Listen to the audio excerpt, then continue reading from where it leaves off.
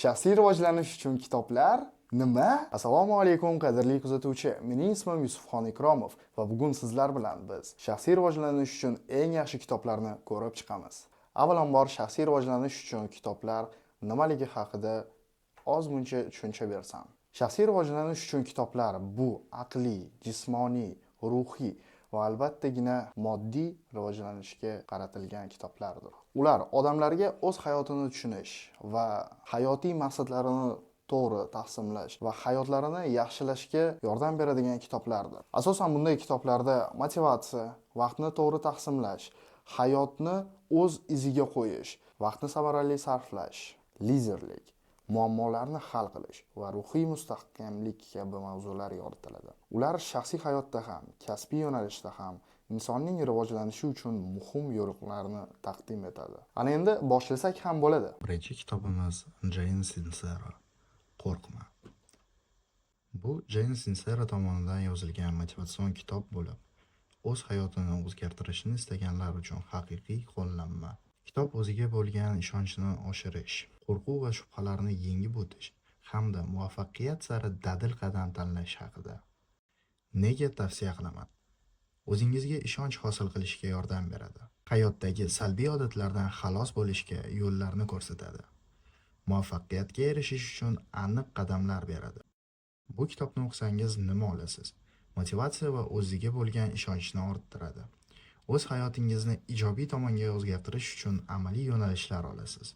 Qo'rquv va shubhalarni yengib, orzularingiz sari dadil intilasiz.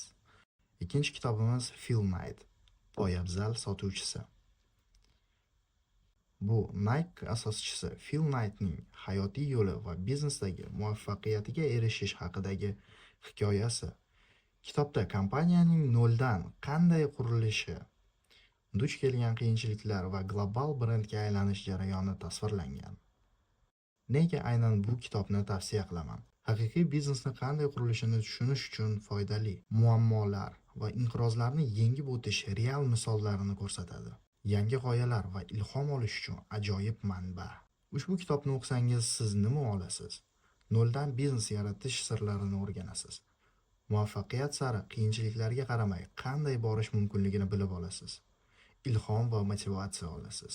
Uchinchi kitobimiz Alex Hormozi, 100 millionlik taklif. Bu kitob biznesingizni tez rivojlanish va sotuvlaringizni oshirish uchun kuchli taklif yaratish haqida. Hormozi mijozlarni o'ziga tortishdan strategiyalar va real natijalar beradigan marketing usullarini ochib beradi. Nega aynan bu kitobni tavsiya qilaman? Biznesda o'sish uchun qanday takliflar samarali ekanligini o'rgatadi. Sotuvlar va mijozlarni jalb qilishni yaxshilashga yordam beradi. Marketingning eng muhim tamoyillarini tushuntiradi. Ushbu kitobni o'qisangiz siz o'zingizga nima olasiz? Kuchli va o'ziga jalb qiluvchi taklif yaratish sirlarini o'rganasiz. Sotuvni qanday oshirish va biznesni kengaytirish haqida tushunchaga ega bo'lasiz. Amaliy tavsiyalar bilan real natijalarga erishasiz. To'rtinchi kitobimiz Sun Tzu, urush san'ati. Bu qadimiy Xitoy generali Sun Tzu tomonidan yozilgan strategik qo'llanma bo'lib, nafaqat harbiy sohada, balki biznes va hayotda ham qo'llash mumkin bo'lgan g'alaba qozonish tamoyillarini o'rgatadi. Nega aynan shu kitobni tavsiya qilaman? Raqobatni yengish uchun strategik fikrlash rivojlanadi. Muammolarni oldindan ko'rib, yechim topish qobiliyatlarini oshiradi. Rahbarlik va boshqaruv ko'nikmalarini o'stirishga yordam beradi. Ushbu kitobni o'qisangiz siz nima olasiz? Hayotda va biznesda qanday ustunliklarga ega bo'lishingizni tushunasiz. Strategik rejalash va muammolarni hal qilish o'rganasiz. To'g'ri qaror qabul qilish va maqsadlarga erishishni yo'llarini bilib olasiz. Beshinchi kitobimiz Dale Carnegie, do'st orttirish va odamlarga yoqish san'ati. Bu muloqot, odamlar bilan munosabat va ijtimoiy ko'nikmalar bo'yicha klassik kitob bo'lib, hayot va biznesda muvaffaqiyat qozonish uchun samarali maslahatlar beradi. Nega aynan bu kitobni tavsiya qilaman? Samarali muloqot qilish va odamlar bilan yaxshi munosabat o'rnatishni o'rgatadi.